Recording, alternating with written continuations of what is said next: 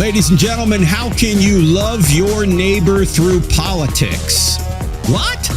Frank, what are you talking about? That's where we divide politics. No, I'm actually going to talk about, with my guests, how can you love your neighbor through politics? And this is going to be one of a series of programs that we're going to do through the election season because Christians need to be engaged. We need to know where the candidates stand on the hot moral issues of the day, the hot topics of the day. So we're going to be talking about that. And by the way, next Thursday, the 12th of September, we're going to have Jack Hibbs on, Pastor Jack Hibbs of Calvary Chapel, Chino Hills, on a live stream, 9 p.m. Eastern time on Thursday night. That's 6 p.m. Pacific. And we're going to be talking about this. How can you love your neighbor through politics? What can your pastor do? What can you do?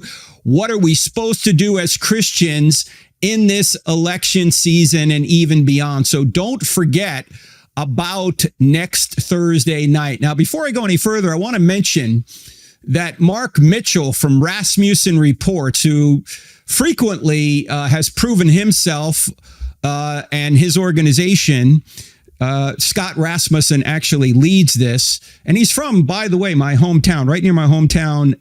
My hometown is Neptune, New Jersey, and he's from Asbury Park, Ocean Grove. I actually went to Ocean Grove Middle School. No extra charge for that. But anyway, on the 23rd of August, so just a couple of weeks ago, Mark Mitchell posted this from a survey on the presidential race. Trump is up 33 points among evangelicals. Protestants say they're going to vote for Trump +9. Catholics say they're going to vote for Trump +11. Jewish people, surprisingly, voting for Trump +4. Muslims +17. That's a very small sample, might not be accurate. But here's the interesting thing. Atheists are going for Harris +67. +67, and agnostics or others going for Harris +25. Why is that, ladies and gentlemen? Why are the people claiming to be Christians more going for Trump and the people claiming to be atheists hugely going for Harris? I submit to you it's because of the moral positions, not of the candidates. They're both morally flawed, but of the policies. And what we're going to look into today are the policies. Particularly, was Jesus a socialist? And what about some of the pending legislation? We're going to look at some of Kamala Harris's positions today. The pending legislation that she wants to pass if she becomes president. And our two guests are operating under pseudonyms today. The first is Wintery Knight. You may have seen winteryknight.com. It's a great Christian blog site. He's actually a software engineer by day and a Christian apologist by night, and he traces his ancestry back to the West Indies. His mother's family is Muslim, and his father's family is mostly Hindu. He completed his BS and his master's degrees in computer science. He came to the U.S. on a work permit and then became a permanent resident by employer sponsor. He actually did it the right way, ladies and gentlemen. He eventually became a citizen. He's been blogging about Christian apologetics and public policy since 2009, and he co-hosts the Knight and Rose Show with our other guest. Her name is Desert Rose. She's also a Christian apologist. She's the founder of An Affair with Reason, and she serves as senior writer, Islam ministry specialist, and secretary of the board for women in apologetics. She's graduated from Duke University, so she's a Blue Devil. Watch out. She's got a bachelor's degree in public policy, and she became concerned with the practical impact that government policies have on people after she became a Christian at age 21.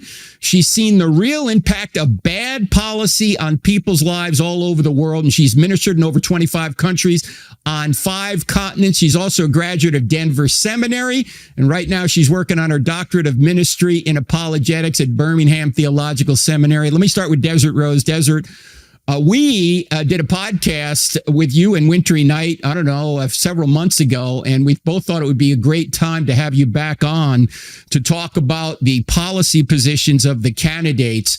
So tell us again how you got interested in this, in Christians and culture. How did that happen? Well, I didn't grow up in a Christian home, and I wasn't really concerned with people at all, to be honest. I was all about me and my goals and my accomplishments and that sort of thing. But my family was also always very interested in politics and policy. It was kind of, something that was important to my parents and my grandparents. It would come up all the time. And it interested me as well. And so I decided to major in public policy studies at Duke. Duke was an interesting time. I was in an environment of absolute relativism, and my professors all had the intentional desire to make sure that we were all relativists, that we didn't hold to any sort of absolute or objective values. And I was living in that environment all around me with the way people were behaving. And that really got my attention. I started trying to think clearly about things. As they were pushing absolute relativism, they were also pushing critical thinking skills. And so, as you know, the two don't go so well together. Mm-hmm, mm-hmm.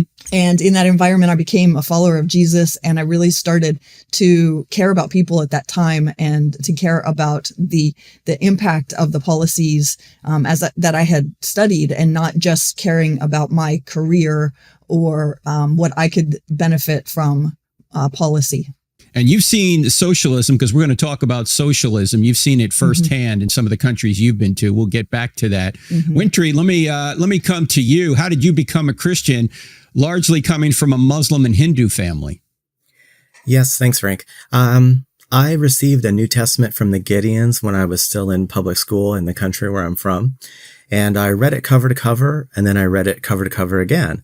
And I had kind of a good time testing out if what the Bible was saying was true. And I found that it really described the condition of my own heart, as well as the behaviors that I was seeing around me from the teachers and the students.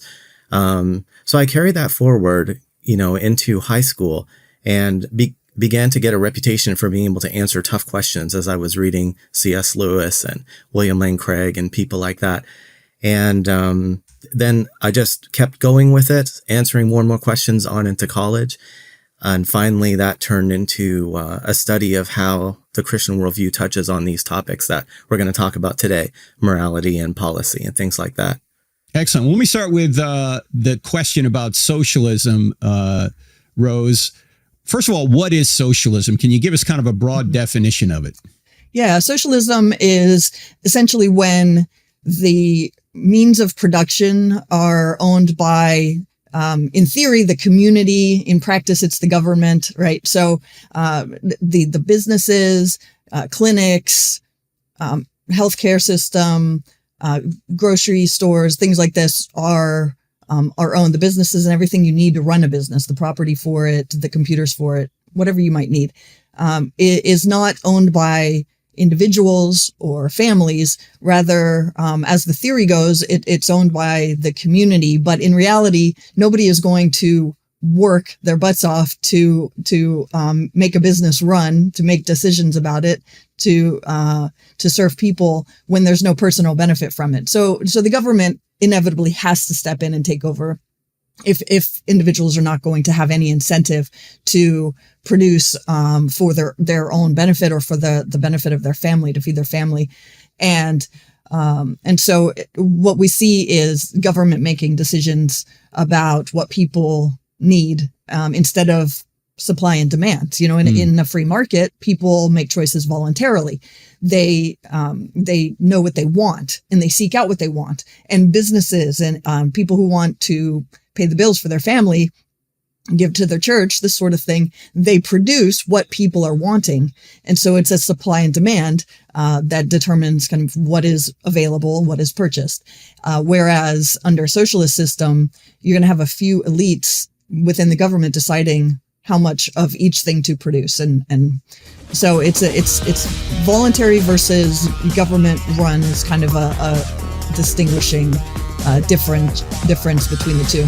Now, doesn't the Bible, particularly in the book of Acts, say that they didn't claim private ownership and they seemed to live like in a commune? What do we have to say about that? Does the Bible teach this? We're going to talk about it right after the break. Don't go anywhere. Back in 2 minutes.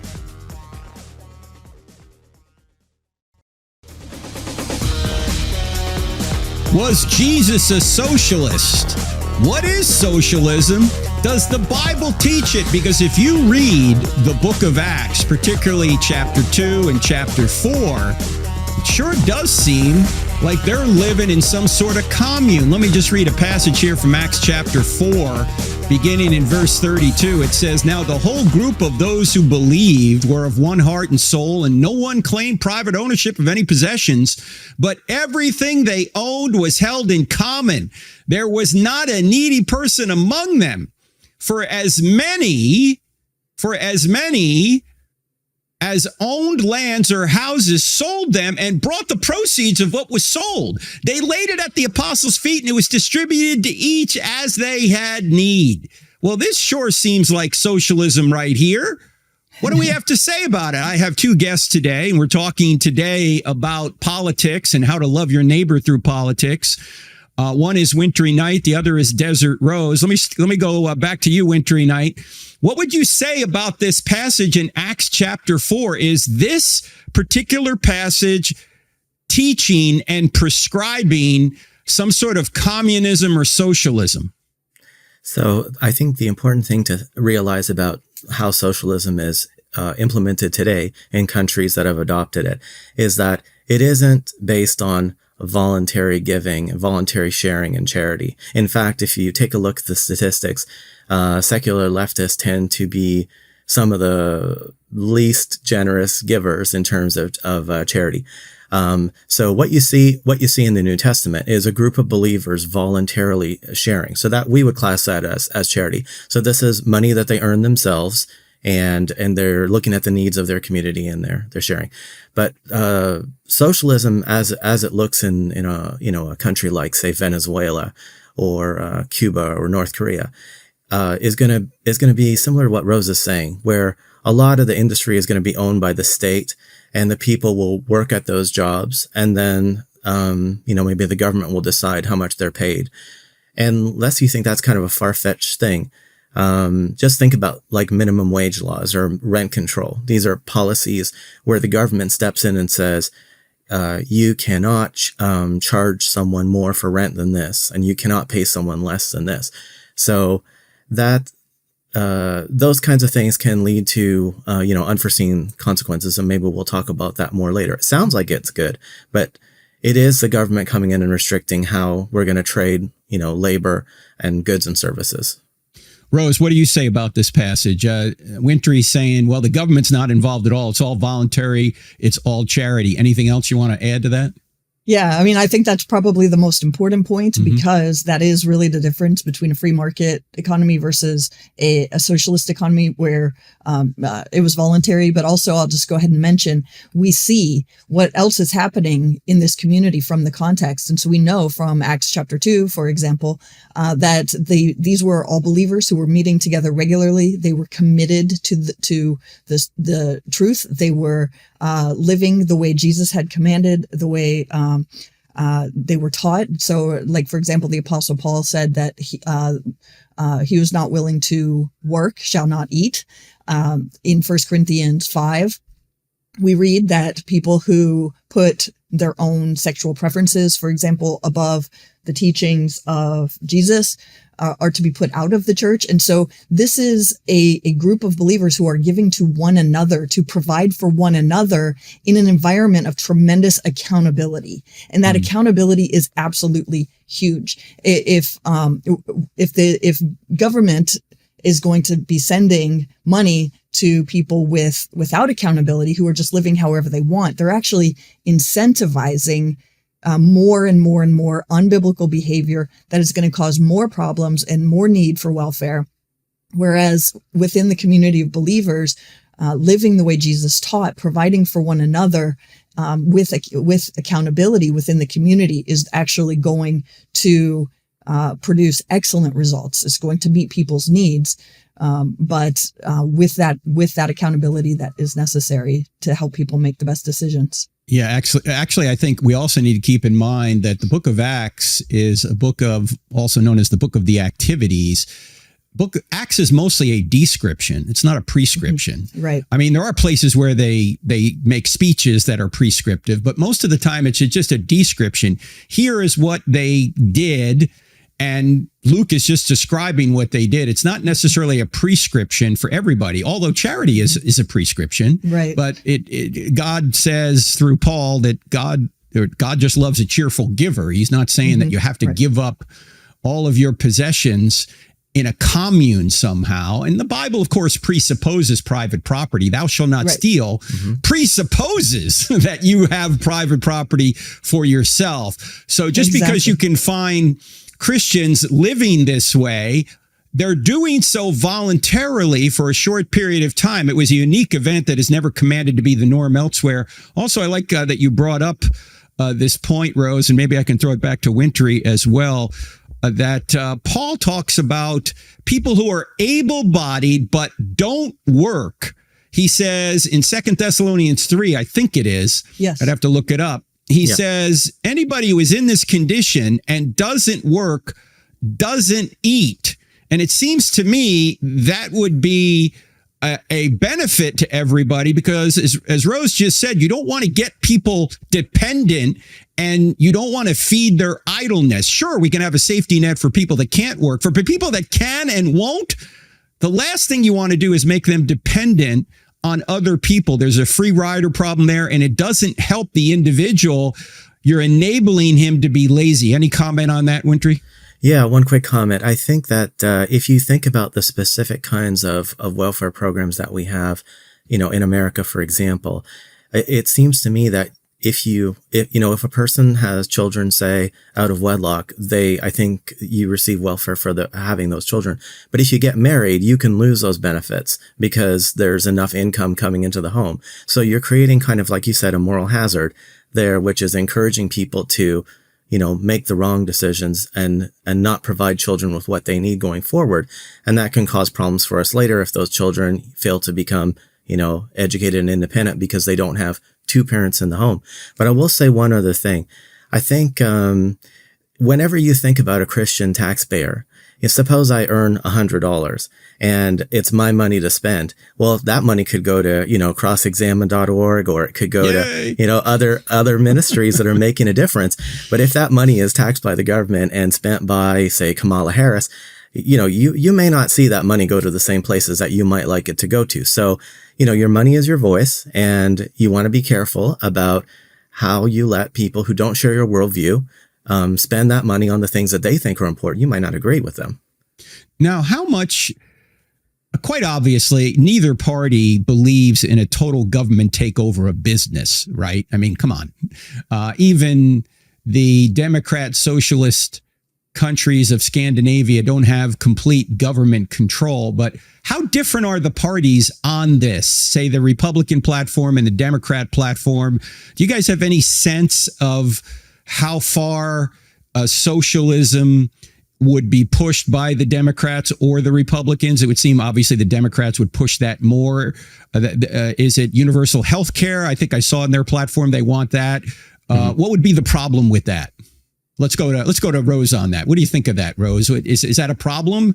Yeah, universal health care, everyone seems like, hey, we want it, but there's a problem with it. Go ahead. Yeah, there are several huge problems with it. First of all, it eliminates competition, and competition keeps prices down. It incentivizes people to meet needs again by serving others. And so, for example, if a young person is in medical school or wanting to go to medical school, deciding what kind of the doctor to become, and there's plenty of information on what is needed out there. And so someone might say, oh, well, heart surgeons are in great demand, and I'm at the top of my class. I can do that. I have steady hands. I have a brilliant mind. I'm going to do heart surgery. Then that's what's needed. And so that need is going to be filled by people who are willing and able to step in and fill that need. If there is a need for people to treat cancer, then those kind of doctors are going to be produced, because people want to make a living. They want to be able to provide for their families, give generously if they're Christians, and that sort of thing.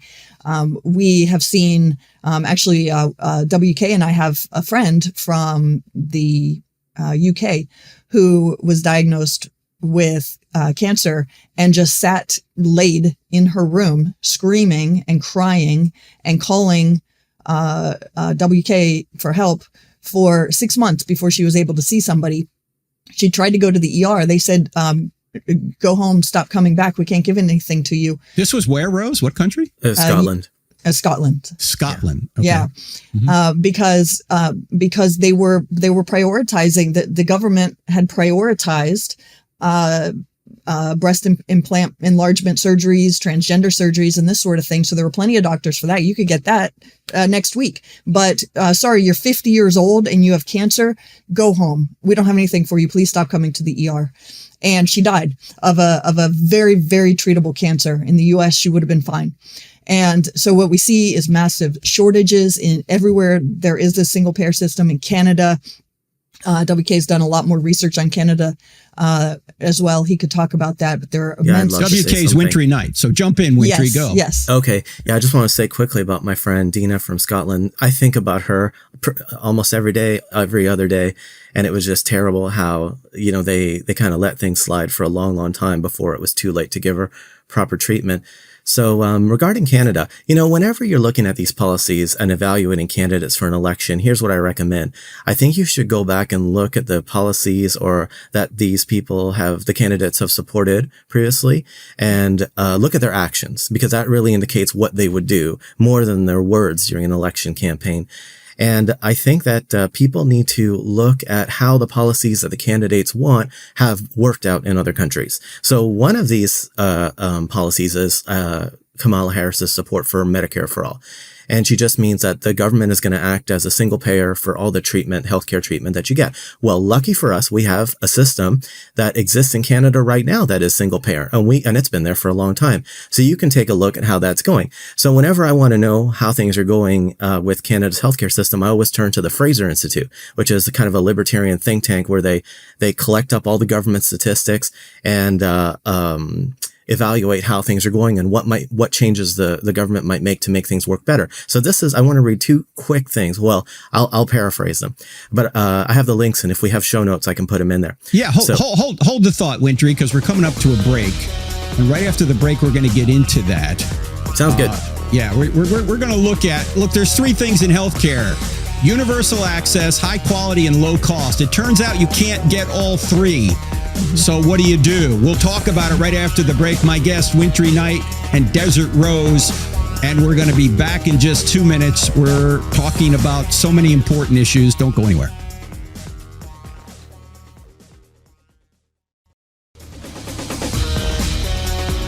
If you're low on the FM dial looking for National Public Radio, go no further. We're actually going to tell you the truth here. That's our intent anyway. You're listening to I Don't Have Enough Faith to Be an Atheist on the American Family Radio Network. My name is Frank Turek.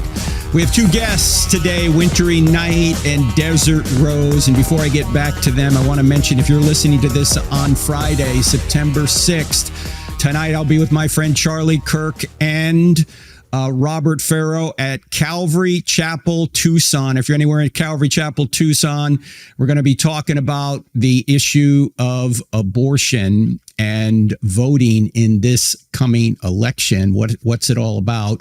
Then, Lord willing, I will be at Arizona State University on Monday night, September 9th. All the details on the website, and you can also watch that streaming live. The following week, we will be at Western Carolina University. That's the 18th of September. And then on the 21st, we're going to be at a church in Buffalo, New York, doing Unshaken with my friend Elisa Childers and Natasha Crane. Go to unshakenconference.com for tickets to that. Then we have several other colleges in Louisiana coming up the week after, all on our website. Now, Desert Rose mentioned at the top of the program, she was brought up as a relativist, but then studied logic and realized it didn't work. Well, we have a great logic course called Train Your Brain. It's starting this week. And if you're listening to it after this week, You can still, actually next week, it starts September 9th, but you can still join afterwards. There's a 6th to 8th grade course version of it, and then there's a version for everybody else. It will be Shanda Fulbright and myself teaching that. And then for you high school and college students, I will be your instructor for why I still don't have enough faith to be an atheist starting next week as well. So if you want to learn apologetics, I'll be your instructor. We'll have several live Q&A Zoom sessions. Go to crossexamine.org, click on online courses. You will see it there. Now, before the break, Wintry Night, we were talking about the success or lack of success of universal health care in Canada. Pick it up right there. All right. So I have the latest numbers from the Fraser Institute, which is a libertarian think tank based in Canada. So this is from August 20th, 2024. And the title is The Price of Public Healthcare Insurance. And basically in 2024, an average Canadian family consisting of 2 adults and 2 children will pay $17,713 in taxes. Now that's Canadian dollars, so it's about 13,000 US for public healthcare insurance. So that comes out of their taxes in order to gain access to this healthcare system. There is no direct route to private healthcare in Canada. You have to, bill it to the government when you go. So that doesn't seem like it's very cheap to me, at least compared with my American, medical health insurance that I'm paying for. And then the second thing is the wait times, because when you make something free, you're making the price very low, and that can create a lot of demand. And if the supply is not there, perhaps because doctors are leaving the country to be able to make money in different countries like America that let them keep more of what they earn, then you have a shortage of doctors, but a huge demand for this free healthcare. So that can create a shortage. And then the way that it expresses itself in Canada is with wait times. So this is what the Fraser Institute says in this article called Waiting Your Turn, Wait Times for Healthcare in Canada, which is from December 7th, 2023. It says, in 2023, physicians report a median wait time of 27.7 weeks between a referral from a general practitioner and receipt of treatment. So I don't know about you, but when I needed my MRI, I was able to get it the next week. But if I'm in Canada, it could be 6 to 7 months, depending on what province you're in. So I don't know that we want to, follow in the system and make these mistakes. No, yeah, we certainly don't. And if we do, then we're going to kill the golden goose of innovation. Exactly. Because America creates many, if not probably a majority of the advances we make medically, because there is a profit motive and because there's the free market. If you kill that golden goose, then the entire healthcare system around the world is going to be hurt because there's not as much incentive to try and improve healthcare. Now, I think we do need to clear something up. We already have universal access here in America. Nobody can be denied healthcare if they go to an emergency room. But if we try and make everything under some sort of government system, it's going to be a disaster for healthcare. Because it's been proven elsewhere, as you've pointed out there, Wintry Night, with regard to Canada.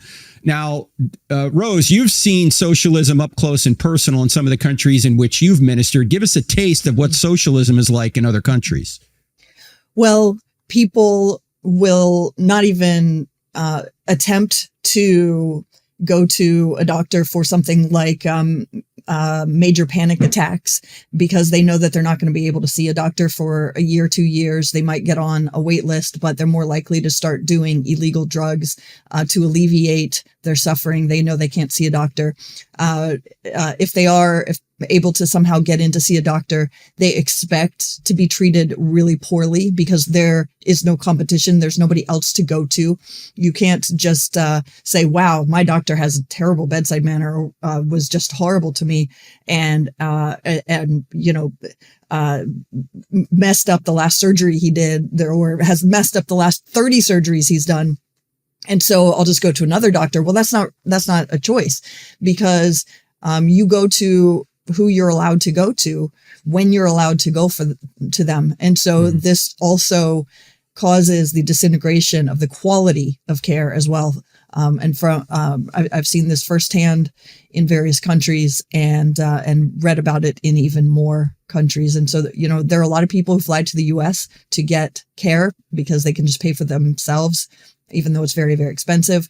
At least their lives could be saved in the US, or they can get the surgeries that they need or the medicine they need.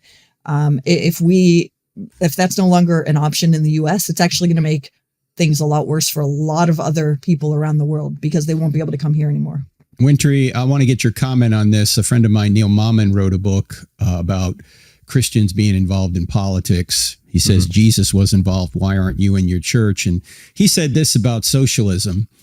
He said, socialism depends on people working as much as they can and only taking as little as they need. Yet in reality, human nature is such that we work as little as we need and take as much as we can. So it seems to me what Neil is saying here, and I think he's right, is that anybody that puts forth socialism as a solution to economic problems doesn't understand human nature. They have the wrong view of human nature. What do you think about this? Yeah, that's a great topic. I think that people really misunderstand this. The political left advocates for socialism, they tend to present their view as the compassionate view. And they want, this is how they present it. But what people need to remember is that having good intentions does not always create good results. And so, the realistic view of human nature is that people will work harder when they get to keep more of the proceeds of their work. And so I think it was economist Adam Smith who said that it's not out of the kindness of their hearts that butchers and bakers and all these other people get up and go to work. It's because they can make money by supplying for the needs. So what capitalism does, or the free market system does, is it says, would you like to be wealthy? If you do, then you can be wealthy by giving people around you value for their dollars. You can give them the lower cost items that have higher quality. You can compete with other suppliers and you can give customers the best deal. And if you can do that well, then you will be rich. So in that case, we're harnessing the motivation, the motivation of people to work hard. Because we're saying if you take risks and you work hard, you get to keep the proceeds from what you're doing. But in socialism, it's almost like if you can imagine a classroom where the students that don't study at all get half of the grades of the students that do study. Well, what's going to happen with those students who study? They're going to stop studying. And that's what you see, like I was mentioning Canada. Well, the people who can make a good career being a doctor, when they're told that they're going to pay 40% of their salary in taxes, they just leave and go to another country and get to keep more of what they earn. And that's what creates the shortages of supply in this area, in many areas. Thomas Sowell said socialism in general has a record of failure so blatant that only an intellectual could ignore or evade it. Well I mean, said. it doesn't work anywhere it's tried, but people think, well, we're good people. We can make it work. No, you don't understand human nature. You're not being compassionate by driving people into poverty, by putting in a system that won't encourage people to innovate and work. But you will pull them out of poverty if you do give them that incentive, and that benefits everybody. Right. So false compassion is easy. It's a whole lot easier than true compassion, but true compassion takes work, and it takes hard-headedness to say, we're going to do this because we know it works. The free enterprise system works. The system where you have top-down control doesn't work. It's never worked, and it's not going to work here either. I love what Winston Churchill said. He said, the inherent vice of capitalism is the unequal sharing of blessings. The inherent virtue of socialism is the equal sharing of misery. Exactly. And he went on also to say, this is just after the war, he says, socialism is the philosophy of failure, the creed of ignorance, and the gospel of envy. Yes. The gospel of envy. So yeah, you think you're doing well by saying, oh, we want universal health care and we can achieve it. No, you already have universal health care, but you don't want a system, because everyone can go to an emergency room if they need to, but you don't want to have a system where the government is at the center of being the payer for this, because then when that happens, you lose quality, cost goes up, you lose universal access, and everybody gets hurt. Yeah, exactly. Go ahead, Rose. You want to add to that? Sure. Yeah. You mentioned compassion, and I was just thinking about how since 1970, the percentage of people worldwide living in extreme poverty has declined by 80% since 1970. Wow. So before 1970, 1 in 4 people were living in absolute poverty, defined as less than $1 a day. Today, it's 1 in 20. And Arthur Brooks, from the president of the American Enterprise Institute, talks about this in some of his writings and videos and such, about what caused that. And it was it was entrepreneurship. It was elements of capitalism. It was not redistribution of wealth at all. And as you know, if we had taken the amount of wealth that was in the world 200 years ago, and we had just divided it up at that time and not provided any sort of incentives for people to create more, we would all be broke. Absolutely. We have a lot more with Desert Rose and Wintry Knight. We're going to try and get into some pending legislation that Kamala Harris and the Democrats want to put forth. So don't go anywhere. You're listening to I Don't Have Enough Faith to Be an Atheist with me, Frank Turek, on the American Family Radio Network. Website, crossexamined.org. Back in 2 minutes.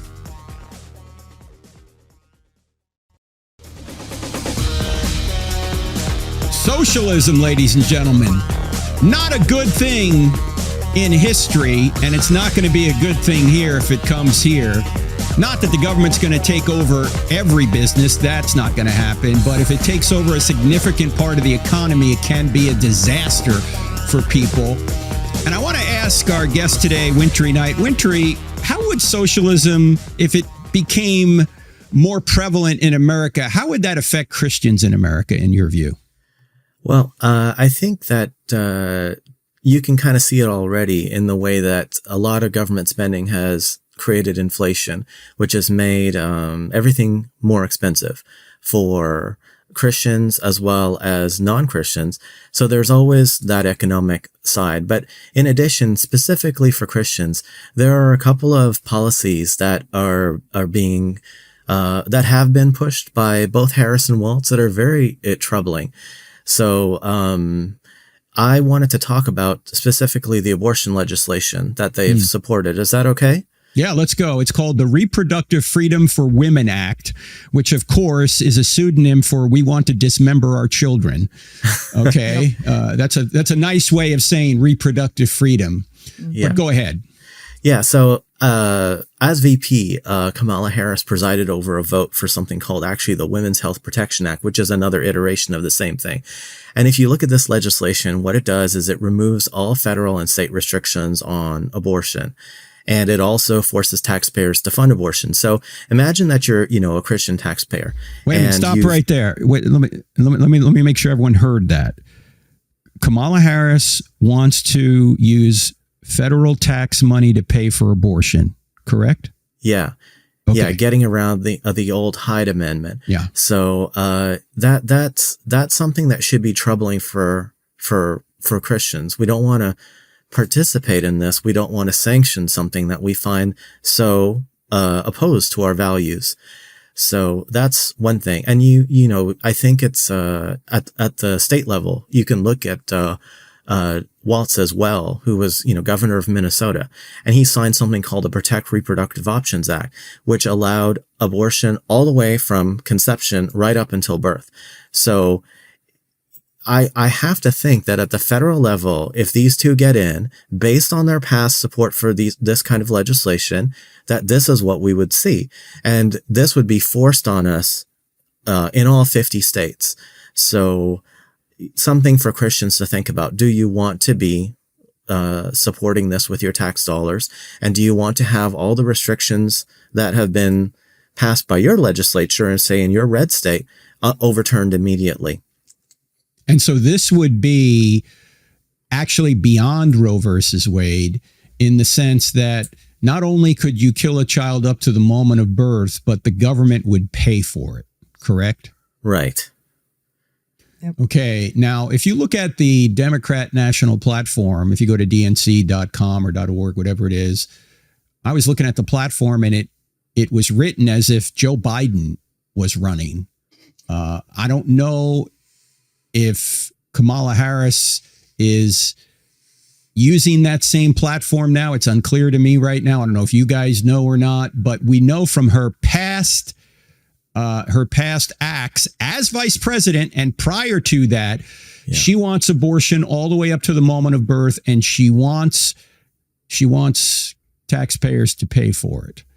Right. Exactly. So I was looking at her previous voting record. So there was some legislation that she voted against. So she voted against this no taxpayer funding for abortion and abortion insurance full disclosure act. She voted against the Born Alive Abortion Survivors Protection Act. And she voted against the Pain Capable Unborn Child Protection Act. So I think in those three votes, you can kind of say, wow, that's pretty far. That's not a moderate position on abortion. And I think there's one more thing. I'm not sure if people are familiar with her actions related to the Center for Medical Progress. There's this fellow named David DeLayden. I don't know if I'm pronouncing his name correctly, but he filmed some Planned Parenthood executives talking about reselling body parts of unborn children who had been killed in abortions. And if you take a look at how she handled that case, like raiding his home, seizing evidence, throwing him into prison, and kind of teaming up with Planned Parenthood, I think there was communication between them to go after him. It's not somebody who's kind of in the middle of the road on this issue. And we have been seeing lately from the Biden-Harris administration, from the Department of Justice, a lot of raiding of the homes of peaceful pro-lifers, like that case in Tennessee. So it's just something that is concerning to me as someone who would like to be able to speak about these issues. Will I be targeted by the government for that? And based on the previous actions of Kamala Harris and the Biden Department of Justice, I don't see that that's, a safe thing to assume it's not going to happen. Ladies and gentlemen, in case you're unaware, we will put an article in the show notes on this.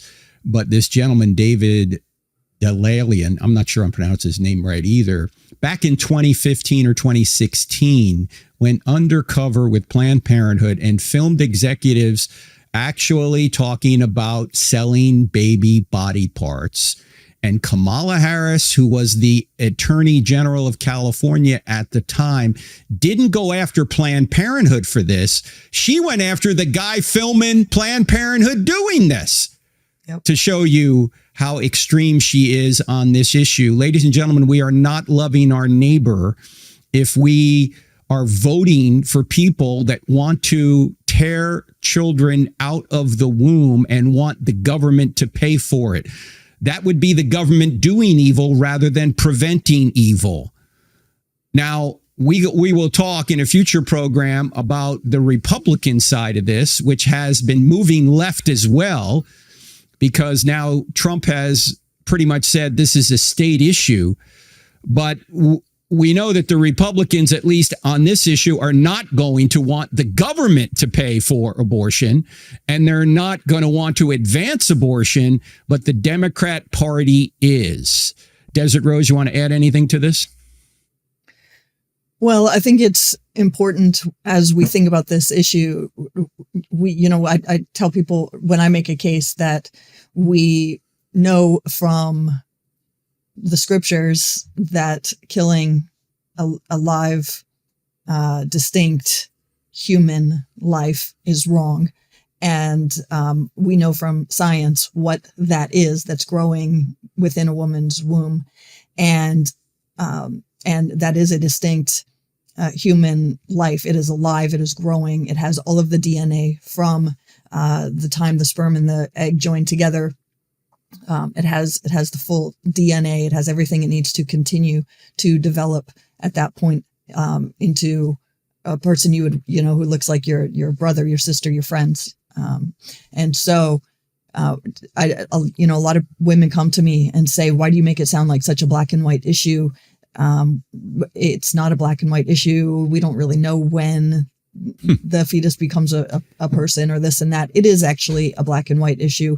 And, usually what I find is that women who become really passionate and angry and speaking to me about this issue usually have had an abortion themselves. And so I like to say to those women, look, it's not too late for you to repent and to become, to warn the younger generation not to make the same mistakes that you have made. You can be forgiven. There's compassion, there's grace and all of that. But, you need to repent and stop defending what you did, because this really is a black and white issue. We know what is growing inside of the womb of a mother, and it is a human life. It is a distinct human life, and we all are actually entitled to a chance at life. We're not entitled to other people's money, as is required under universal health care, or to other people's belongings and things like that.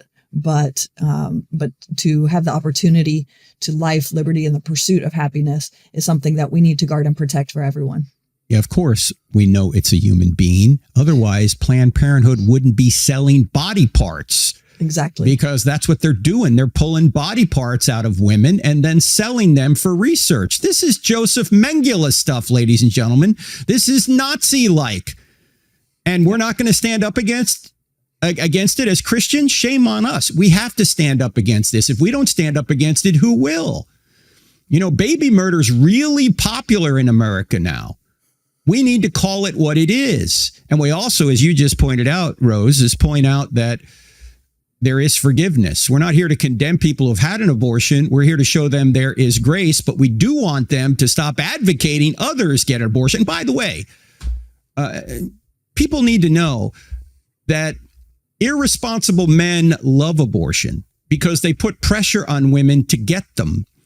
And so then women don't feel free to have a baby because the father and others are pressuring her to do something she doesn't want to do.